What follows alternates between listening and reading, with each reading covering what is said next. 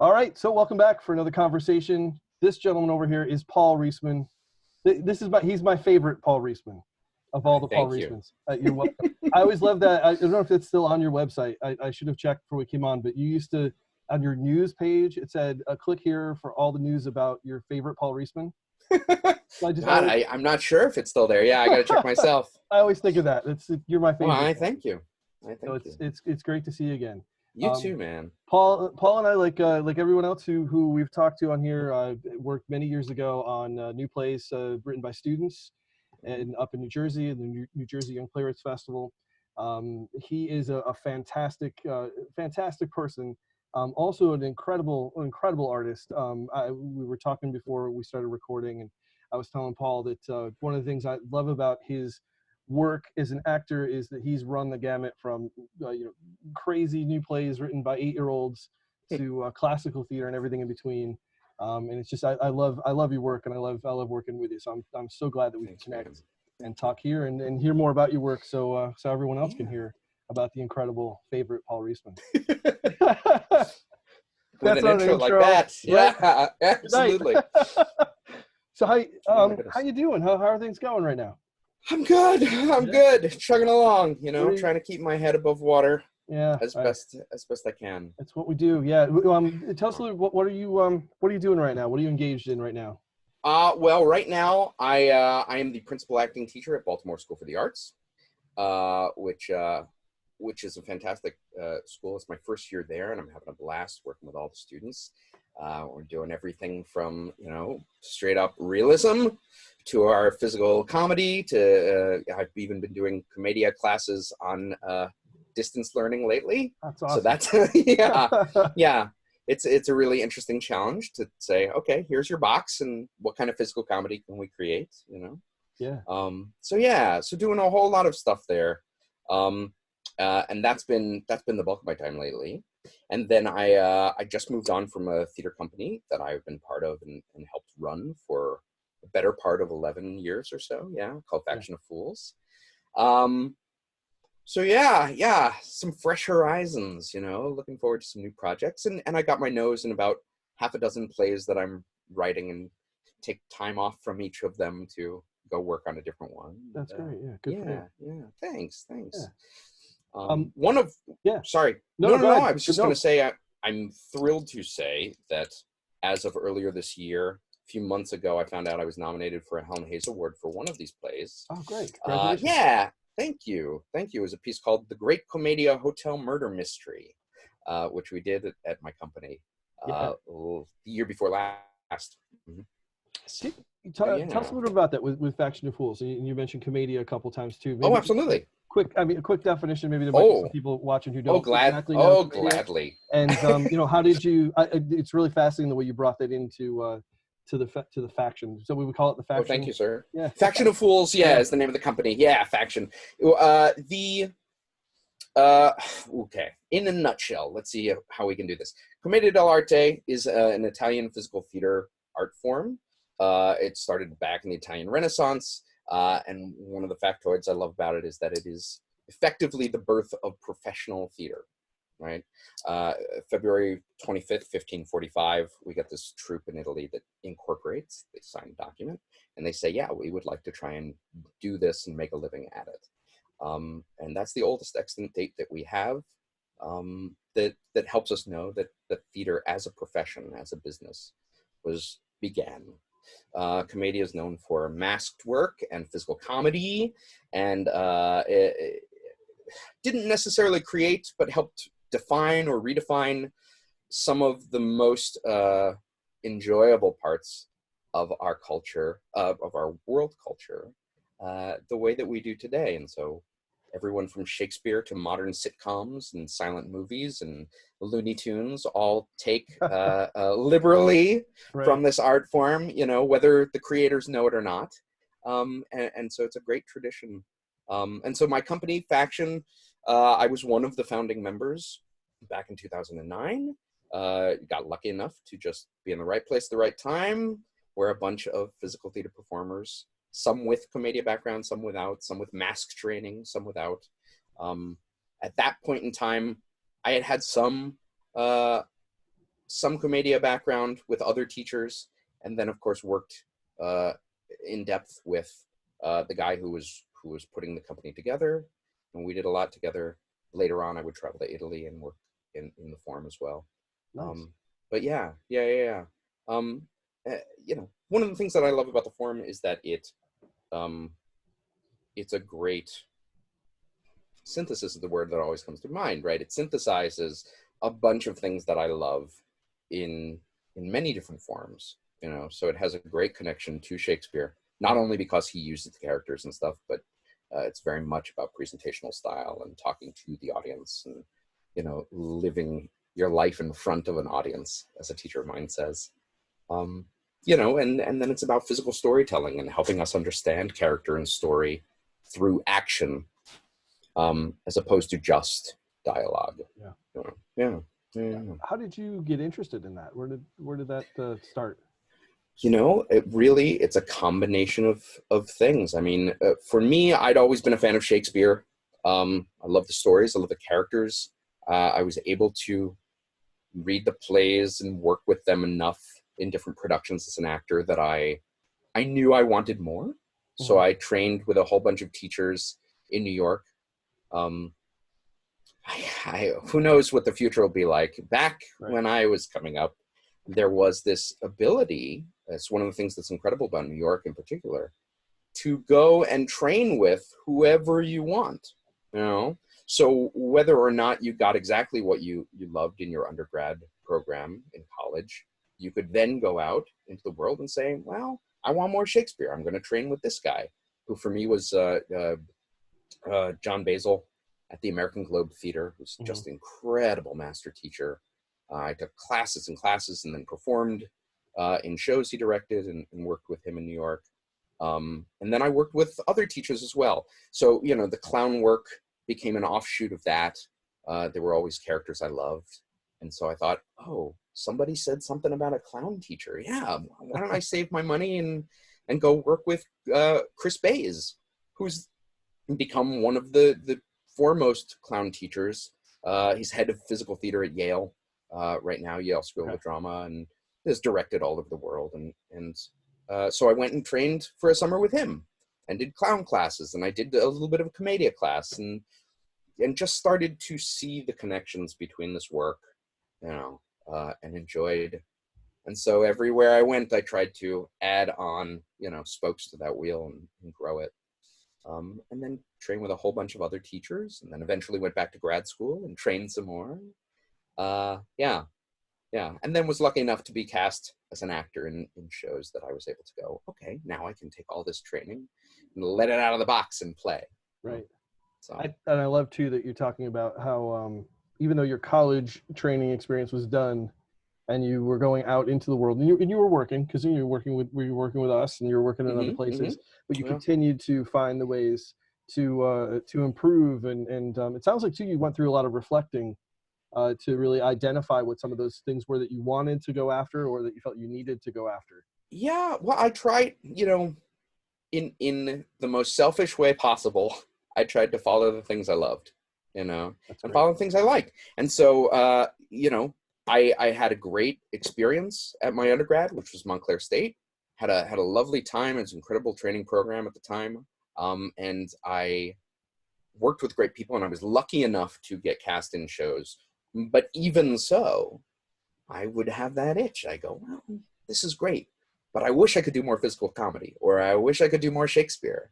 And those were two of the biggest areas that I felt like I didn't get enough of, because it was very, very focused. The program was very focused on realism and modern realism, and, you know, so every once in a while I'd get, you know, an opportunity to explore one of those other things. And I wasn't the only one, of course. You know, there were other folks in my program, some of whom you know, but I can't remember. Well, Tara Henderson is one of them. Yeah. Tara was at Montclair with me, and Tara was part of a group of folks. We were all friends, and we said, you know, hey, we want to do more.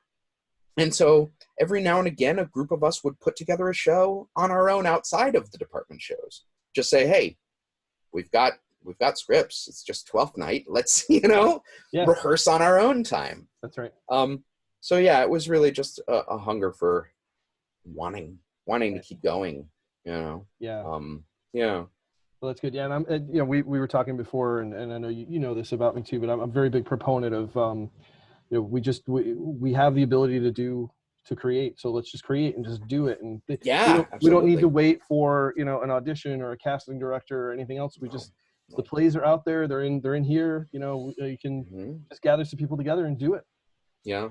Yeah, it Mhm. was one of the things I loved most at Montclair at the time. The program, I don't know if they still do this, but every Friday they would have an hour of open theater in the Black Box Theater. It was Mhm. called Theater in the Raw. And so at the beginning of the semester, you would all apply with whatever idea you had. You say, I want to do a reading of this play, or I want to write some scenes and have some people perform it, you know, or whatever.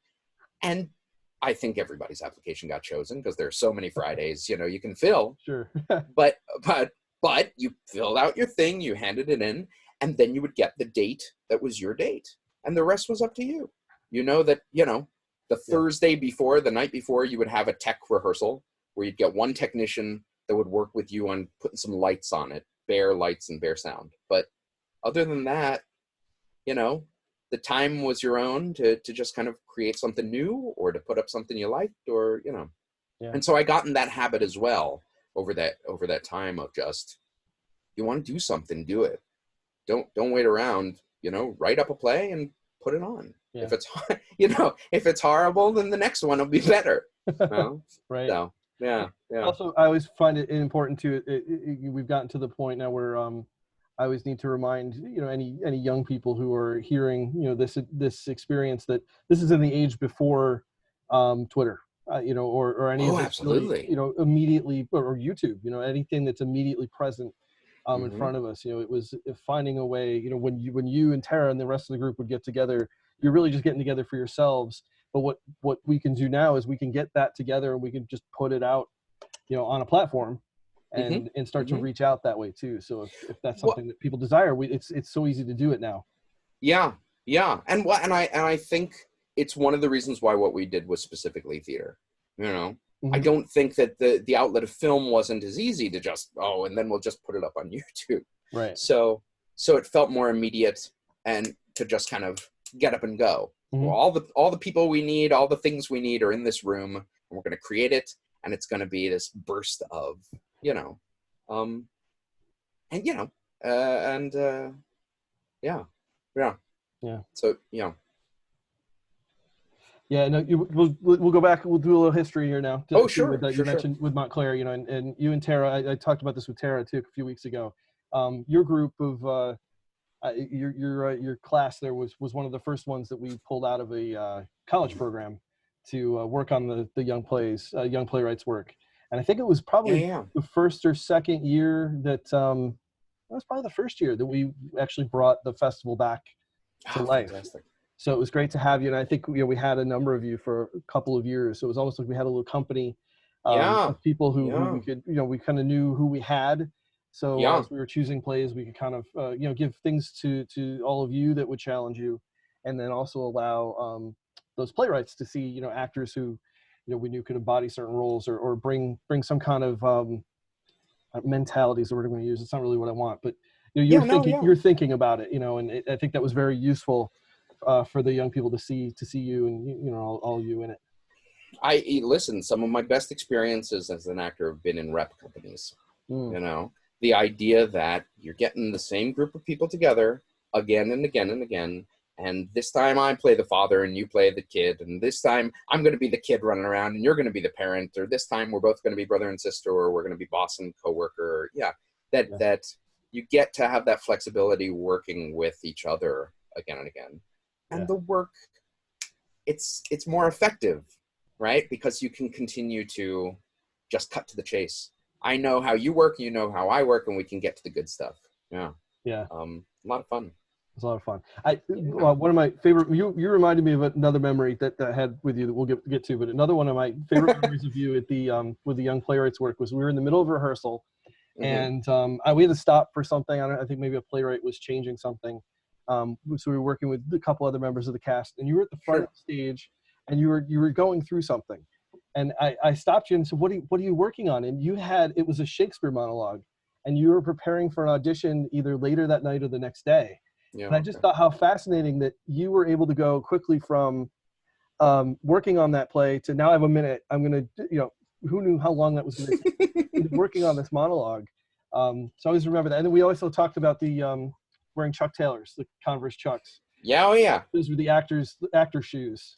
Yeah, it really was. I'm sure it's indicative of a specific time I'm sure it bubble is. that we're from. But yeah, but I mean, even from when I was a little kid, there was a company, there used to be a company, I don't know if they're still around, called the Shoestring Players. Yeah. Yeah. Are they still around? I don't think they're okay. still around. I think some of them have gone up to Pushcart. Oh, okay. There's Sure. merging of people up there. But yeah, they used to be in Rutgers.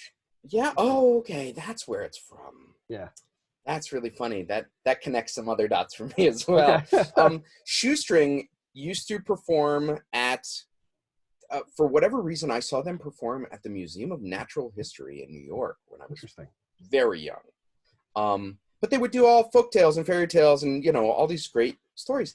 And part of their look was always high top, black and white Chuck tees, and then when I got older, I'd have friends who were a little older than me and were actors or in an acting program or whatnot. Same thing. High top, black and white Chuck tees. The thing I was mentioning before is some of those friends ended up going to Rutgers. So okay. I can see, a connection there too. But yeah, in my head, I always thought, at some point, I'm gonna get me those shoes. That's right. That'll be part of it. That'll be a big part of it. Right. Yeah. Right. So. Yeah. And then the connection for me was one of the first times I performed for kids was part of it was the Art Park Repertory Theater.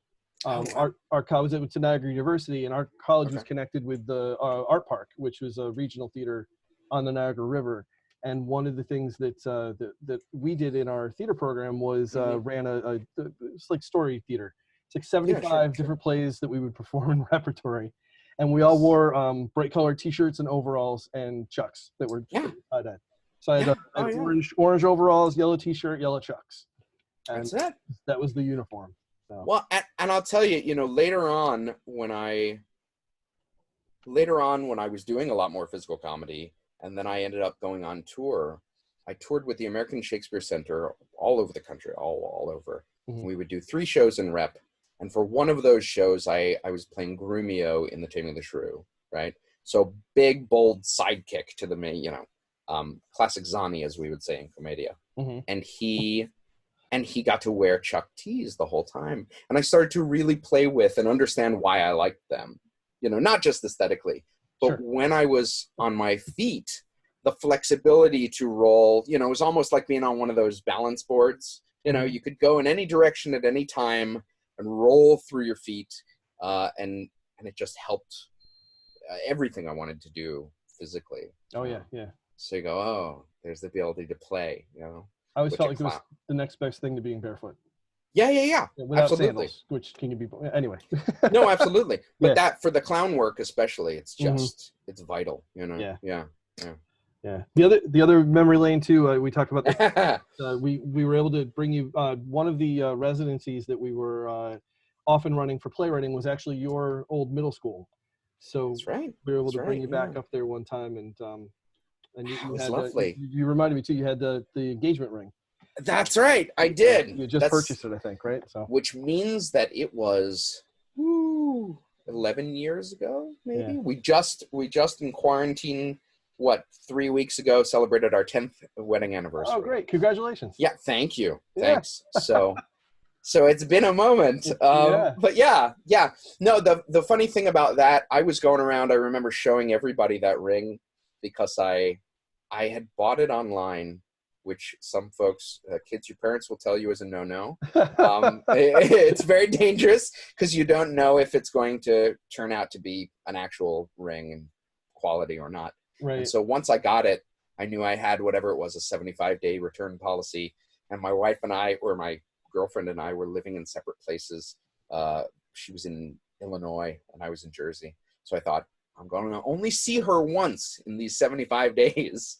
So I've got to show it to a bunch of people, make sure that it actually, other people that know things. But but the opportunity to work at Eisenhower, especially, Mhm. to go back and kind of revisit these places so much later. At the time that I was there in that middle school, there was a little bit of theater, Mhm. there wasn't a class or anything. And so all the theater I was doing was outside of school, but for a couple of events during the year, a town show or a spring, it may have been a spring play. Yeah. But still to come back to places you've been before and go, oh, yes. Yeah. Yeah, it's good. And they always like to see you too. I've noticed that when I Oh my goodness. pop back in my hometown every now and then, it's Yeah. a big homecoming. And so it's nice to be able to get back that way. Yeah. I'd highly suggest it to anybody out there when you're older and you got the chance to go back to your old school. Go visit, even just to visit, but even to go back and do something and bring something. Yeah. That you've been able to develop, with the roots starting there. It's a fascinating thing. Yeah. Well, and the yeah. No, I think you put it best. Yeah. So let's a couple questions for you before we wrap this up. Oh, please. What do you think has been the biggest challenge that you have overcome in your career? Ooh.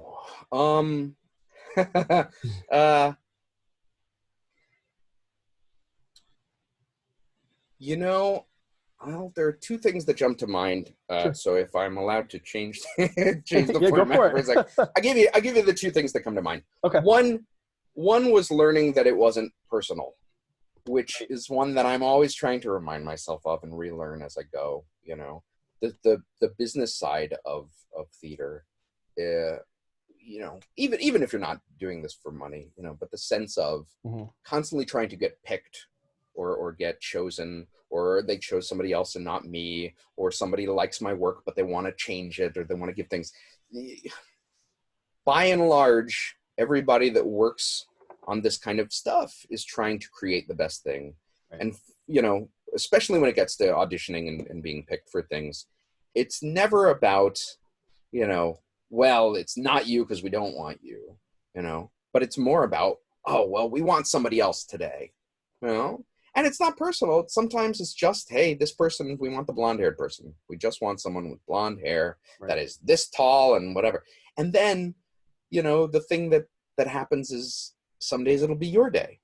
And it might be for the same superficial reasons. It's not just because you're the greatest thing that's ever walked in the door, but just, hey, today they want somebody with a beard, and you're the one with the beard, and you got it. But it helped me focus on starting to learn that and remind myself of that. Helped me take that conversation, push it out, because the voice in the back of the head can be very loud and very distracting. But the more that I was able to quiet that down for myself, the more I was able to just go, just do the work. Just enjoy doing the work, and don't enjoy what it's going to get you, or, what it's, what you think it's for. Just make the stuff. Which is always the most fun, and then the second part of that was, oh man, no, it's gone. Come back. It's gone. Quarantine brain just took it away. It's happening. It happens. Yeah. Good. Well, I'll throw this one at you then, and maybe please. come back, because I usually find these two questions are related.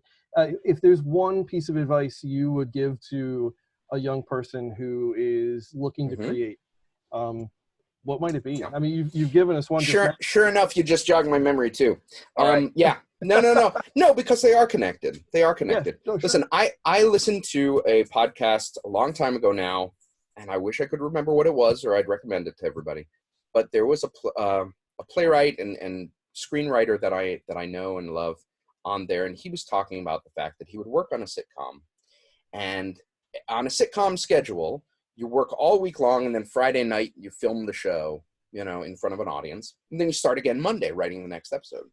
And he would say he kept getting into this horrible place because he'd have a great night on Friday. The show was great. The jokes were working. Everybody was laughing. He was really proud of his writing and his work. And then on Monday, he felt like he couldn't put two words together. Just couldn't write in the right way, and it was horrible.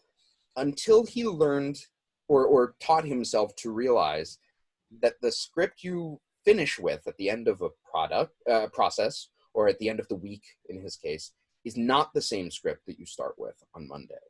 You know, you have to write the bad stuff first, and first drafts are not meant to be final products. You know, that's what the rewriting process is for. So allowing yourself, again, to just let that voice quiet down and go, it's not supposed to be good right now. Yeah. It's just supposed to lay the groundwork, and I can spend all week, or, you know, thankfully for Playwrights, you know, all year, right, making it better and better, you know, and next year and next year. Yeah. But making it what it's going to be. But you got to get that stuff on the page first, you know. But it's for a different purpose than trying to write the finished play at the beginning. You can't do that. And so that's my advice, you know, is to glom off of the other advice and just say, yeah, allow yourself to take the pressure off. Just get something down and get started, and then you can rewrite it to your heart's content, you know. Yeah. But that part of the process of letting it grow and change and shape is important. It shouldn't be perfect at the beginning. And if you think it's perfect right when you start, be wary. You know? I love that. Give it a second look. Yeah. I love that. Thanks. That's great. That's a great, and let's just wrap it up there. That's a perfect way to end. Sure. Oh, to see it, because it's at the end. It's perfect at the end. Right? Can't be perfect at the beginning. Probably should never be perfect. I'm ruining it now. No, it's good. It's good. It's like a slow tumble down the stairs. That's right. Well, Paul, thank you so much for oh my God, thank you. It's been so great to reconnect with you. Absolutely. I love what you said, and I'm glad we got it. I'm glad we got it on tape to share with the world. Well, thank you, man. So and thank you, whoever is out there in the void watching. Good luck with your work. You know, have fun. All right. Thank you, sir. Thank you.